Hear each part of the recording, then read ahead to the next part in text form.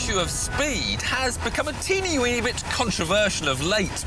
And these days it's impossible to imagine a mainstream motor manufacturer building a bread-and-butter saloon capable of 100 miles an hour over the speed limit. But in 1990, Vauxhall did just that with this, the legendary Lotus Carlton.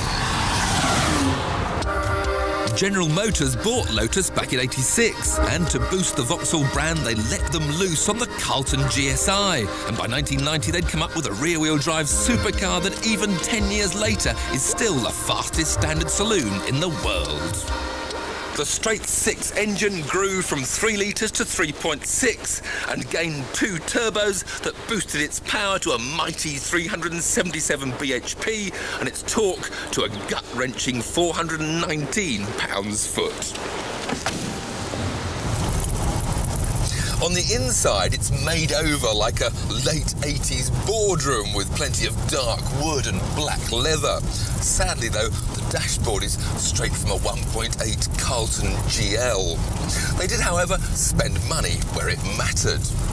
A 6-speed gearbox from the Chevrolet Corvette ZR1 channeled the power to the huge rear wheels through a limited-slip differential.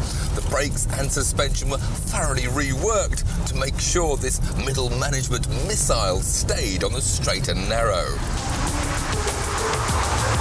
Fat tyres and a mean body kit completed the transformation. At £48,000, it was double the price of the regular Carlton, but it was still half the price of anything else with that kind of performance. Performance? Well, of course, with Top Gear being a responsible motoring programme, we will have to leave the public roads to demonstrate that. So how about we find a racetrack? When you're talking about performance, you're talking about 0 to 60 in 5.2 seconds, 0 to 100 in 11.5. This is mega.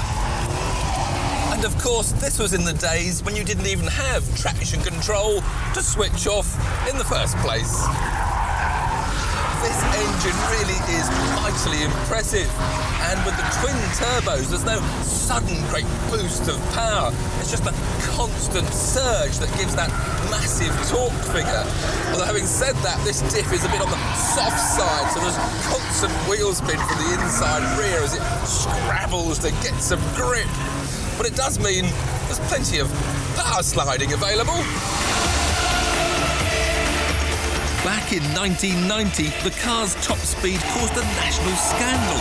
Both BMW and Mercedes had just agreed to limit their hottest cars to 155 miles an hour, yet the Carlton would easily pull another 20, putting it on par with a Ferrari Testarossa. This is a 4-door family saloon that goes at over 175 miles an hour. Can you believe that? A family saloon. Who's the family? Mr. and Mrs. Fittipaldi. This car comes complete with a driver's ejector seat and a portaloo for the passenger.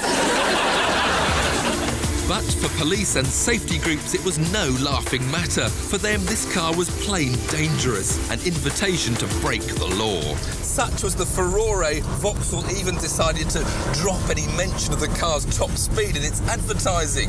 Cynics even suggested the police were upset because Vauxhall had just sold them a pup in the form of a fleet of 24-valve Senators that could only do 149 miles an hour.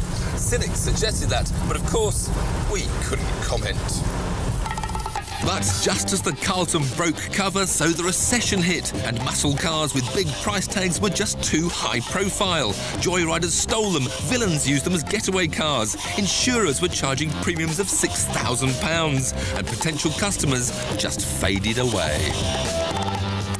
Yet mention the Lotus Carlton today and it still attracts enormous respect. It's that good.